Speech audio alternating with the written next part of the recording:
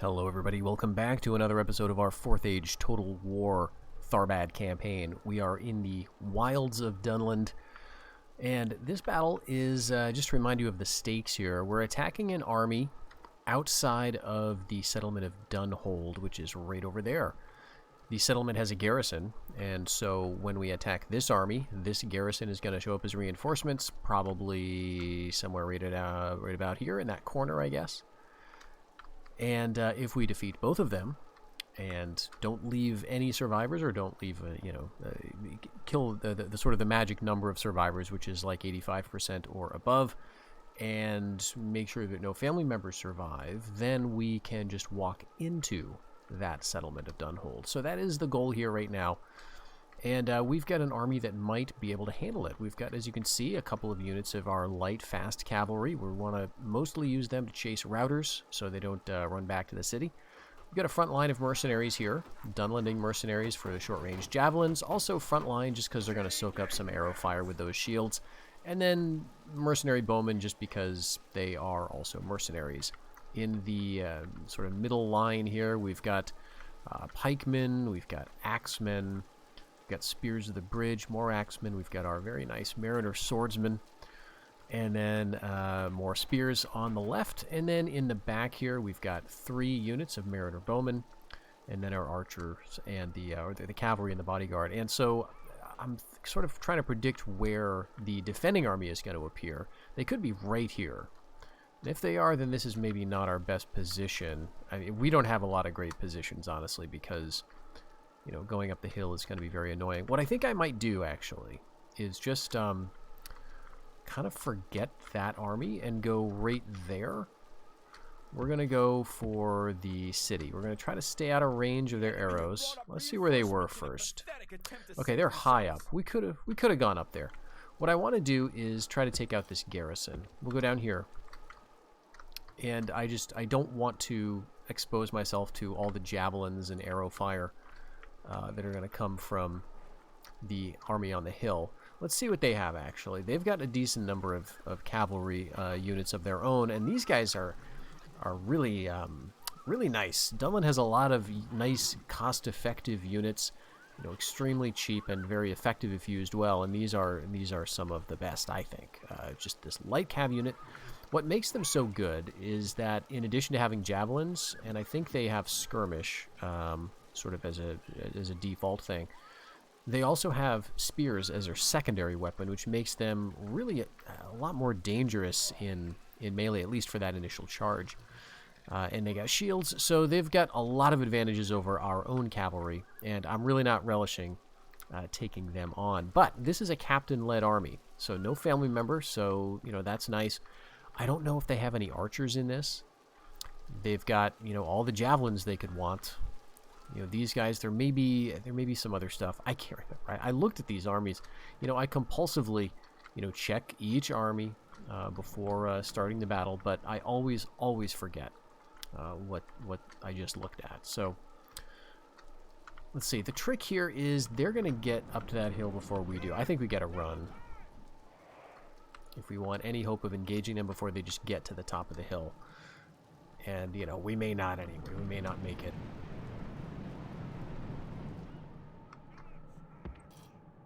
This army definitely has a family member. Let's see if we can spy him. Right here, I think it is. Yep. And is this the faction leader? No, I think they just have a lot of guys in their family regardless. They've got some skirmishers here. They've got more of the typical tribal spear levy things. They got some pikemen. It's not a big deal, honestly. I'd rather fight a lot of pikemen. They've got these axemen, Axes of the Wolf. Two-handed, armor-piercing. Good stuff. This army is moving now. Oh, okay, they just slightly repositioned. So if we can get up here fast, start shooting, and I think we might make it, we can pull these guys over. Oh. Are they coming down? Nope. It's going to be real close. We're going to basically get the skirmishers up there in time to receive a charge or javelin fire. Alright, whatever. That's what their job is. Alright, so when they keep trying to go back to the place they originally were sent, Oh, Axes of the Wolf, right. Okay, we're gonna have to use our cav, I think. Alright, this is the Chieftain. We will, there's tribal pikes there too, but the Chieftain is right there. They're on skirmish, but they're just taking their sweet time about getting there. Okay, they're winning slightly. We're gonna get ready to charge these guys in the flank, these tribal spearmen. It should be fine. Okay, they're coming from up on the hill. Chieftain's Guard. Let's hit him with our swords and our axes. What's that? Tribal pikes. Let's hit the pikes. Let's move the cavalry down here. Let's move the cavalry down here. Are we just gonna get completely wrecked by Dunlendings? Let's see. This is... That's a march. Nope. Cancel that. Cancel that.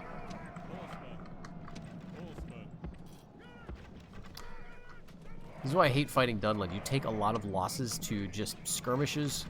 They've got some units that can really stand up to a lot of punishment. And they've got fast units. They've got light units. Alright, we're dealing with the pikes, though. Let's get, I think, the general up here. Spears the bridge this way. Alright, let's go. Tribal Spearmen, we should be able to take them out. Like, just with cav. Yeah, okay. They get routed. Oh, their general dies. Wow, okay. I'm not expecting that so quickly. And it doesn't look like there was anything that was hidden over there. I guess I should be worried about my general, though, because... Alright, tell you what. We gotta deal with a huntsman. We gotta bring these guys... Actually, I want you to hit the Axes of the Wolf. Everyone else needs to come up here. I have a feeling that was a bad charge. Let's see if we can do it again. And yeah, we're getting kind of demolished up here in the woods. I think a lot of these guys also get combat bonuses in the woods. Alright, mercenaries. Let's see. Actually, okay, there's only 18 of them left. We took that group out pretty quickly. We've got a lot of archers which we can use as melee fighters, but look at these horsemen. These horsemen are doing pretty good. Alright, let's actually... Alright, we got that. We get that. Very nice. Let's take out the Chieftain's Guards. What do we have here? Not a lot left. Let's get up the hill. Our general is doing okay. We took out the skirmishers, so now we got to worry about these Dunlending axemen. Okay, that worked pretty well. Are they just retreating now? Let's hit the tribal spearmen with our bows. And, okay, they're attacking at range. You know, I can live with that, I think. Let's get up here. Yeah, they'll look at that, though. That did a ton of damage. I should have not lived with that.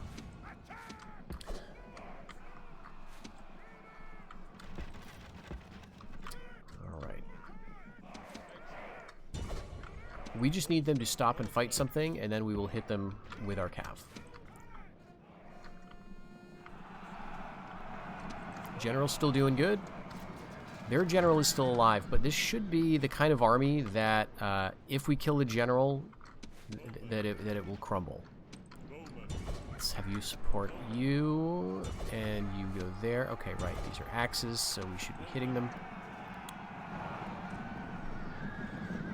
It's not a great charge, but I'll take it. Tribal spearmen here are shaken. We do need to chase down these routers with our cav, though. We can't just let them wander off. I'm still trying, holding out hope to get the city here.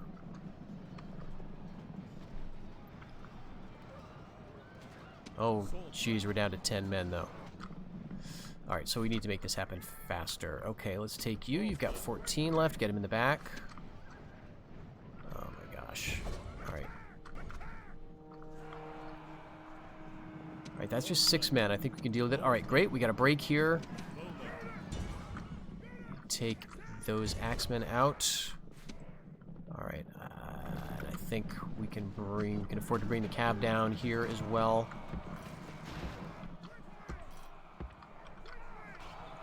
What's this? They're doing great on their right. I mean, we've got just a bunch of archers, essentially. Okay, let's hit him in the back. We're going to hit them in the back, and then we're going to be fighting cavalry. If we can survive some javelins... Gosh, look at this, though. There's the general right there with, like, the golden cap. So we need to get in there. I don't think they pulled off the best charge. I guess what we want... We don't really need to kill that captain, but look at the numbers of this. Why is this... Oh, it's just... This isn't the numbers killed. This is the balance of power bar. So it's telling us the battle is very much in their favor. Okay. I mean, I guess. Alright, Axemen. We've got no cav anymore. And this is just... we're screwed. We are screwed. We're gonna die here. Damn. Alright, 18 cav there. Yep.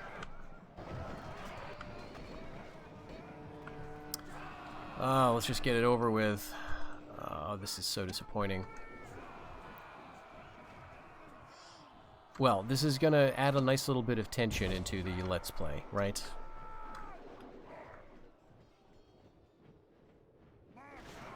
Yeah. Yeah. He's dead. Okay. So there goes the army that I assembled for this. And I will remind you again, we started this war in the last episode, thinking that we were all done in the north. May as well, right? And this is the result. Yeah, we got nothing left. And Hrothgar Londadare died like a hero. Alright, this army needs to go north. And the goal here is to pull... Well, I thought the goal was to pull back this army. Orders, attack! Settlement under siege, sir! I mean, what should we do here? So, what I was going to do at the end of the last episode, I think, was assault Amonsul. But when I first besieged Amonsul, the thinking was that this guy was just a sacrificial pawn to pull this army away from Lastridge, because I'd really prefer to keep Lastridge. Not that we've invested all that much in it yet, but we're so close. This is such a bummer to have to redo. But then, as they didn't send anything at us, I figured we could assault Amonsul. Orders! And I mean, I guess we may as well, right? There's nothing else we can do with this force here. This army's going up, and really what's going to happen is we're going to get, like, within a turn of hitting this army, and then we're going to, they're going to assault Lastbridge and take it. Okay. And we fought them, you know, on the ford last time, and, you know, did something, but there's still a lot of these dangerous units left. There's still just too many orc champions. There's way too many berserkers. It's not even the trolls themselves anymore that are really dangerous, because you get enough arrows, you can stop trolls. You just kind of slow them down a little bit and you shoot them. These guys, though, are just going to keep going, and there's just a lot of numbers. So Captain, I all of a sudden don't have an army really.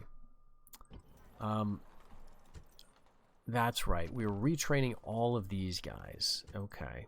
And I was just moving you up there so that we could retrain. All right, so what do I want to do here? engage the enemy! We've got one ladder. If they didn't come before, you know, why come now? There's no point in making a second ladder because the general can't hold it.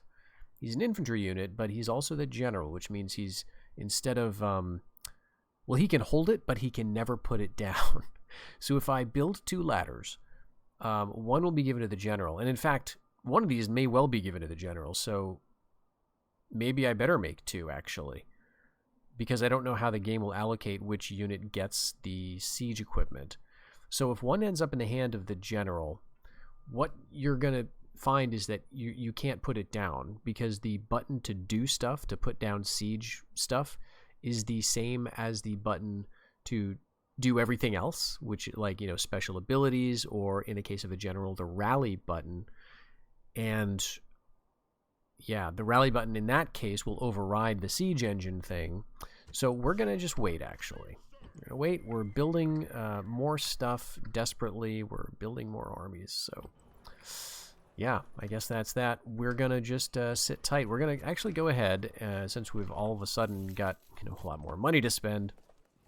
We'll build some more units down here. And I think that's all I want to do.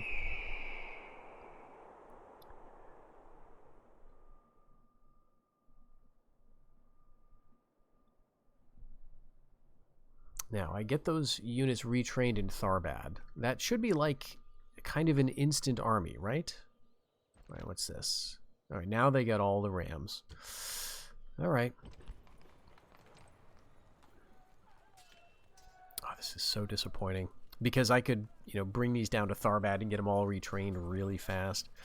But, and we're going to lose this guy too. I just don't see any way that this army can hold them off. We've got 2 full units of archers. We've got 1 with 22 men in it.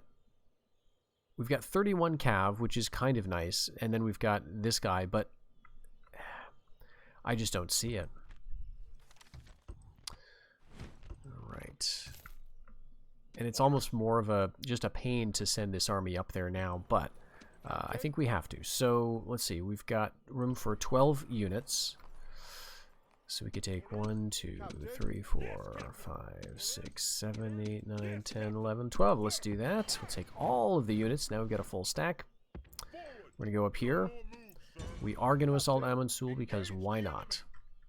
Just checking at Fornost, there are some guys hanging around. That's fine. And interestingly, Towerdal, I thought for sure we were going to lose that, but no one seems interested. So let's assault and see how this goes. It'd be nice to get rid of this Uruk sword unit for sure.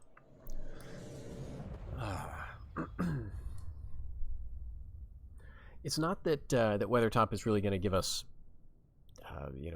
such a great strategic advantage, but it will be nice to have another point of interest for the AI. They'll be thinking about that maybe before they think about Bree or Three Ways. All right. Yep. And our general has a ladder. Of course, we knew he was going to have one anyway.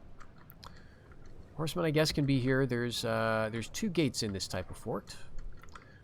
And there are 2 sort of ways to access without coming under fire. There's this one right here. And there's one on the opposite side.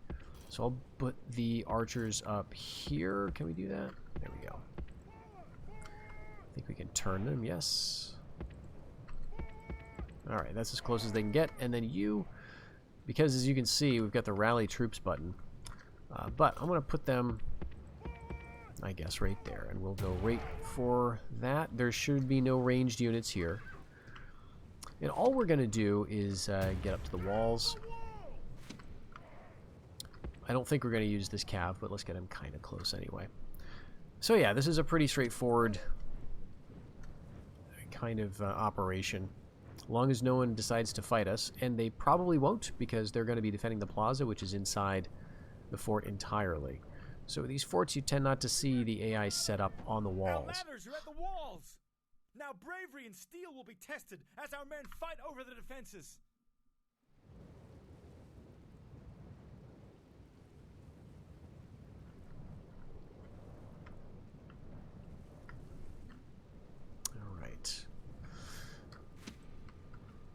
I guess we can start grabbing towers.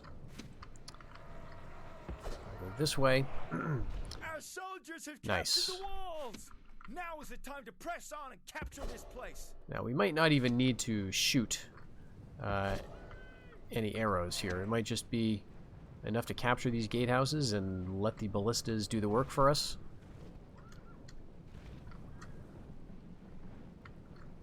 Mercenaries.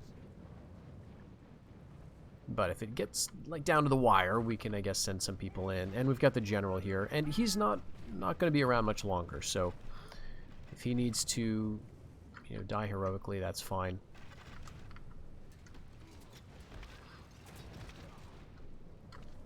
All right, I guess we'll go and use him for the orc band. Maybe we can get a better angle. All right, yeah, we'll halt right there.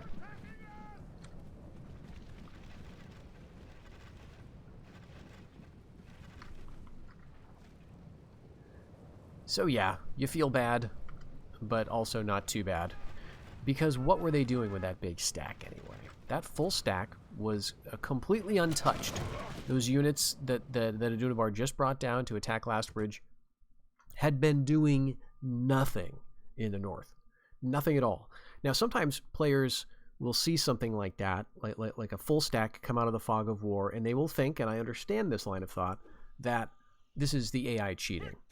It is not the AI cheating. It is the AI being both dumb and extremely aggressive towards the player, towards the human player. And yeah, we're just going to occupy because it's just a fort. No, what happens is, you know, there are scripts that can generate armies out of the air, but if those scripts aren't running, then that's not going to happen. The AI does not cheat in that way. The AI will cheat in the sense of it gets money, things like that, depending on the difficulty level, as I understand it anyway. It gets bonuses. I think everyone knows about that. But it's not going to just generate things automatically unless you specifically set up a script for it, as I understand it. But what's happening when you see an army all of a sudden emerge is that literally the AI had that army, and it didn't do anything with it. It was just kind of waiting for the player to show up and, you know, present an opportunity. Now, maybe there was some logic to it. Maybe this army sort of made a judgment call about some of these rebel armies and thought there was no point, but probably they just went somewhere and hibernated for a little while until, you know, I showed up and then had a nice border with them, and they thought it's go time. So that's how the AI kind of works. All right, we got High Captain of Horse for this. This is you right here. Oh, and we can already train stuff. That's nice. We've got this all built up. This is Dunedanik. This is Ways of the West. Great. We've got a Rydor Spearman, which is not, you know, not my favorite unit of all time, but we will take it because we do need units. We can at least use that for garrison. And now, you know, I do like how the Weather Hills works. Weathertop Hill here is the province, but it does extend back into the north. You can see the ruins of the old fortifications and things. One thing I do really like about this mod, and have always liked it, is that there are these little touches, right? Like, of course, you've got the books that give you the detail about, you know, what the river is or what the mountains are, so all those landmarks. But even just these little things, these ruins, remnants of halls, towers, and defenses of days gone by. And this area, by the way, this is something I find just kind of personally very interesting. But also very interesting, they're not attacking yet. Well, actually, we haven't passed a turn, so they're not going to. But yeah, the Ettenmoors region up there, with all those ruins and fortresses of castles and towers, I found out relatively recently, and you may already know this, that Tolkien had a different name for the Ettenmoors originally. Do you know what that name was? It was Entish Land. There is an old map of the Lord of the Rings. This was, I guess, the working map that Tolkien was going off of when he was initially sort of setting things up. I'm going to go for the money crop rotation here. And in that map, it's sort of a composite, actually, of like many different sheets of paper, all sort of, you know, tacked or stapled together. All right, this is, I think, going to be okay. I don't necessarily want to convert the population. That's going to add 25. So 25 plus 25 is going to make it 50. May start converting. But that's all right. This guy's going to die at some point. So I think that's all right. But anyway, yes, this composite map that Tolkien created originally had Entish Land up there.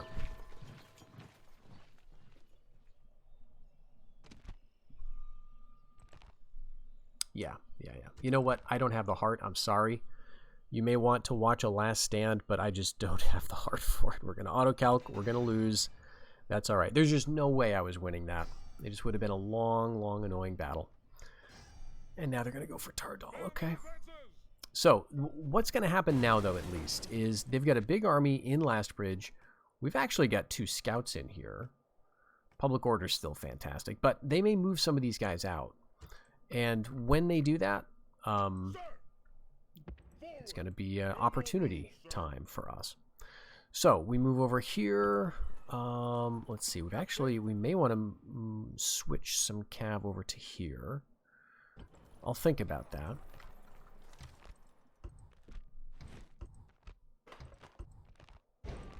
But yeah, what I want to suggest about Entish land versus Ettenmoors, and on this map, Tolkien had Entish land, and then he draws his arrow up to like here, where he writes some stuff. What does he put first? Oh, geez, I can't remember the first one. It may have been Trollshaws, or Trollshaw, and then he crosses that out, and he writes Bergrissi land, Bergris land, which Bergris land.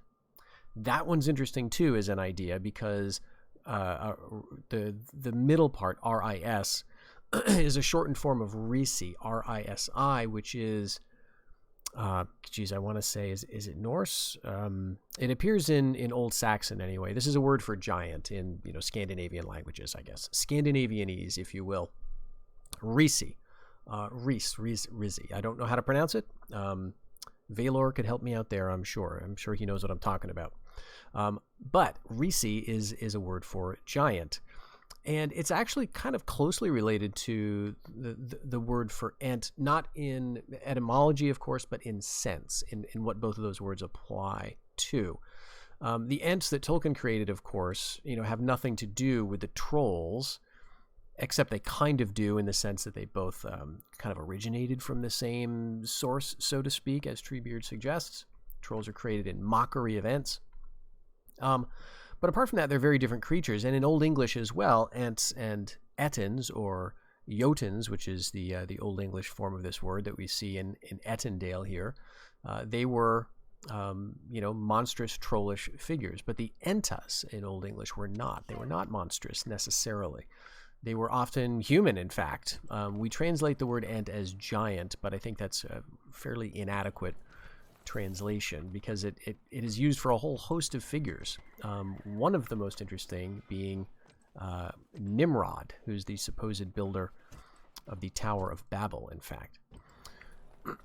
So if Nimrod is an ent, he's like Noah's great-grandson or something. Goliath is called an ent in Old English. Hercules is called an ent in Old English. It's kind of wild how many different things go by that name. I think we do want to spy down here just to counter-spy a little bit. And maybe we better build something here. We're making an awful lot of money on, not running an army in the south. But what do we want to go with? I guess Ridmalin is probably due. We do have enough money for some more land clearance. Yeah, that's 200. Pretty easy decision to make. Probably should have gone with Swan Fleet. Let's do that. We got time. We got money. All right, so I'm kind of waiting for these armies to peel off and do something interesting. I don't care too much about Tardal. But, I guess we could try to go out in the blaze of glory with this guy and see if we can pull some armies out, right? I'm gonna hold off on that mercenary, because I have a feeling he's gonna get stomped here, and we're gonna recruit that mercenary unit for nothing. Let's see what Adunabard does.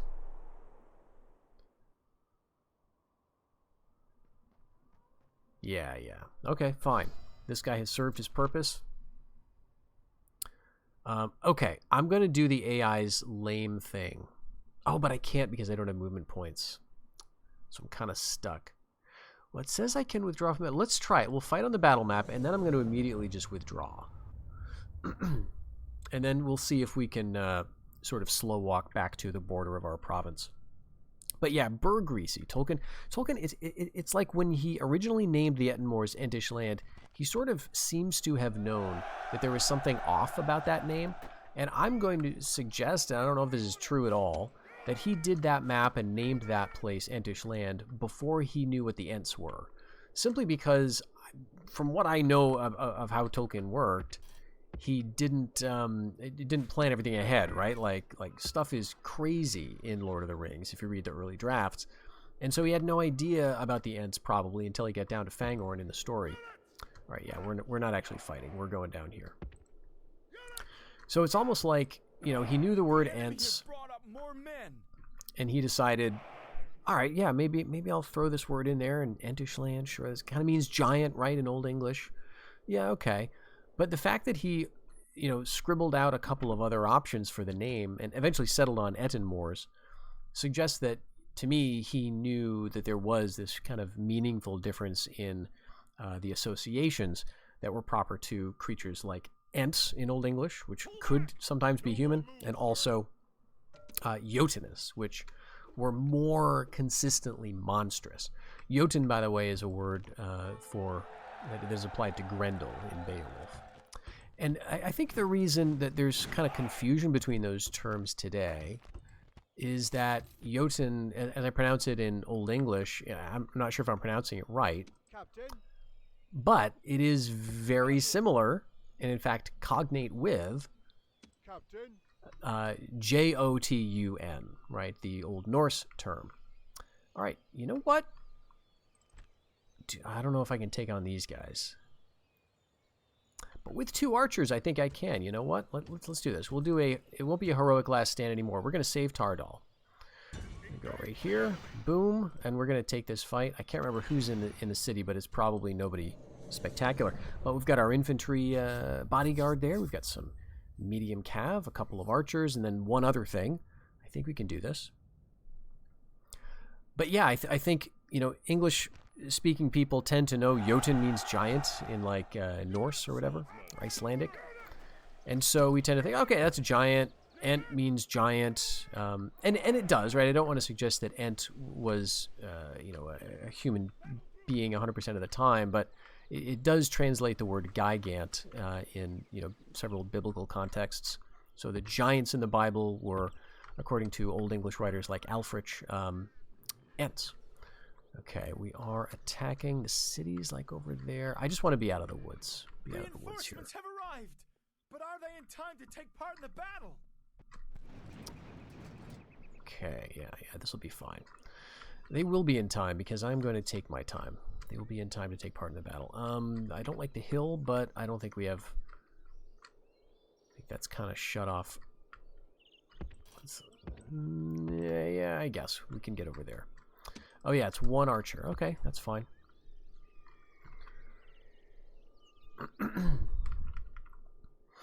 But so there's a tendency in modern translations of Beowulf to see the word for giant applied to Grendel, applied to, you know, anytime the word Ent shows up, Ent work, giant work, which is, you know, fair enough. I don't want to make too big of a deal about it. But Tolkien, I guess my point here is he saw something different in the two. Maybe it was just the sound he didn't like, but I think there was the fact that he knew in the literature, you know, the Entas were responsible for these old ruined stoneworks, right? And they were also, you know, maybe sometimes human-ish. And he really wanted trolls in the Trollshaws, right? So he needed to use Etten. Once he settled on that, he was kind of good to go.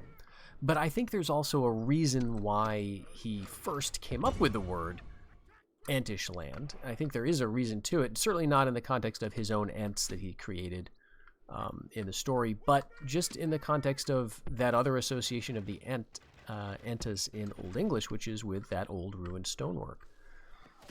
So I'm wondering if he came up with that name like while he was writing Fellowship of the Ring, because you remember the part in Fellowship where, you know, it's after Weathertop and they're getting around the troll country, right? They haven't quite gotten to the point where the trolls live, or the trolls, you know, they find the old leftover troll statues from Bilbo's adventures. And while they're traveling through there, something that I always love about that is they're traveling through the hills and everything, and Frodo can see the old ruined towers on the hillsides. You know, old ruined castles and, you know, towers with an evil look and this type of thing.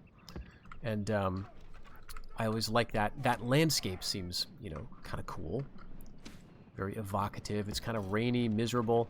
Frodo's not as zombified as he is in the movie at that point in Fellowship. You know, he's still like... He's wounded, but he's up and about. He's looking around and stuff. He can talk.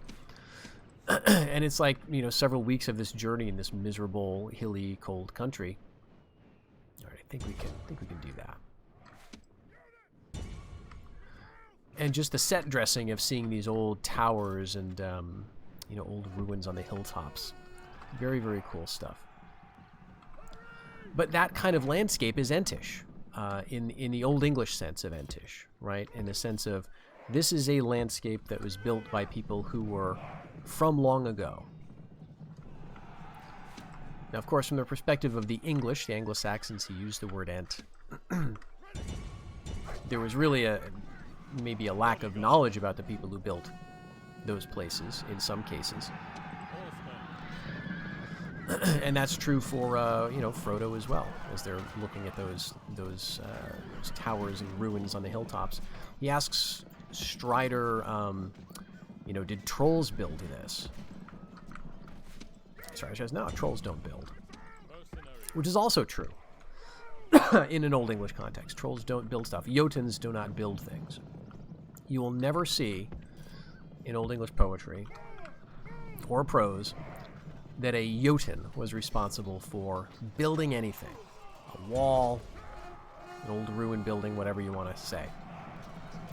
What they are responsible for, very interestingly, is swords.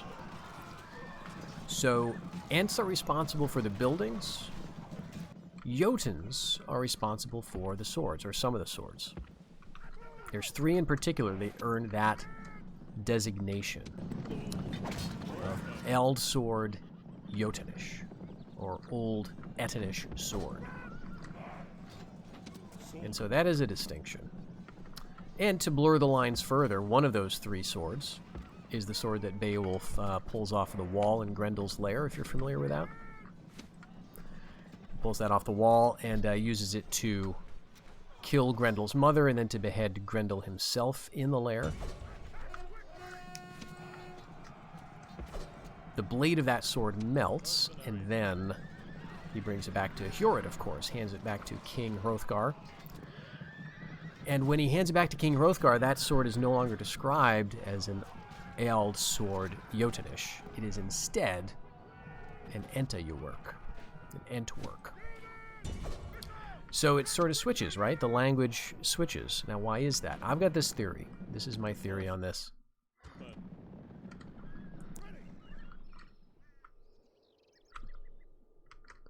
All right, well, yeah, we'll get you. I guess we'll run you down.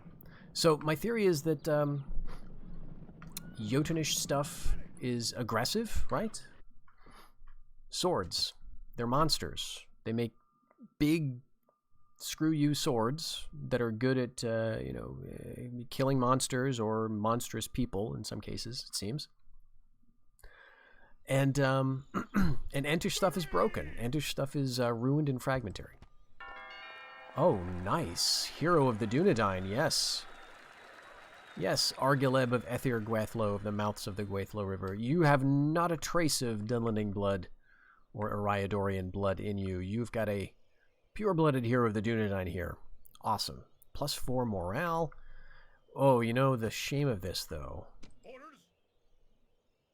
is I don't know if he's going to live long enough to pass this ancillary on. Oh, what a bummer. All right, so what we'll do is we'll hide him in the trees. Let's see. I think if he goes here, he won't be seen. Great. And you guys, maybe I'll hide you in the trees too. And we'll just confuse 1 or 2 of these armies. They'll have to come after, you know, 1 or 2 of these guys, and hopefully they won't find Argileb, and hopefully he'll live another year, and we can pass the hero of the Dunedain on to this other guy. Oh my gosh, how old is he? Wait. Oh, middle-aged, right there. Middle-aged? My gosh, I don't know. I have doubts about that. 10,000, why are we making so much money? It's almost hard to keep up.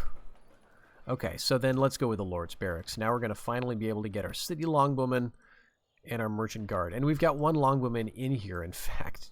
Sad. 5 of them. So in a few turns, we'll be able to retrain them. All right. But yeah, the name for the sword changes. The association changes, right? In the lair, when it's whole and magical and is used to cut the head off of 2 monstrous troll figures, it is Jotunish. when it is in the hands of the old King Hrothgar, whose life is at an end, who has kind of failed to keep his people safe. His withered hands holding this hilt. The blade is melted off of it in the blood of the demonic trolls. And now it's Entish, right? It's Entish because it's broken, it's ruined. Okay. I think we're going to save the game here, and we're gonna call the episode. I think we're at a good point to do that. It is going to be a fun battle, though. We've got another Ford battle coming up. And interestingly, the AI has peeled off, as it so often does, its family member, unless he just died of old age, which I guess he could have, because that's not a family member there. Well, I don't know what happened here, but we lost a family member, so that's going to make this battle a little bit easier. The general, the captain, is actually one of these hill trolls. So that's why there's 9 of them. There were 8, and now there are 9 because now we've got the captain here. But I think that's not entirely true. I think we'll see 8 models on the battlefield, assuming it doesn't crash. So that'll be the plan for next time. We're going to fight these guys at the ford again. Hopefully now we've got a decent army to deal with it. Kirion of Breland. Yeah, we've got some pikemen. We do have 2 archers here, 3 archers, 4, 5, 6. All right, so 6 is decent. And I think we get, a couple of pikes, 3 pikes actually. I think we can do it. Only 1 cav, but I think that's okay. We wipe this guy out, and then we've really got the last of the big scary Adunabar units in the north. And then we can turn our attention to the south, where the Dunlendings have been very obliging. They have not pressed their advantage on us, probably because they're getting beaten down here. They've still got Dunfrecka, and Reunited Kingdom hasn't shown up to steal that from them or even besiege it yet. But they're still dealing with Rohan, and so if anything, we've helped Rohan here a little bit.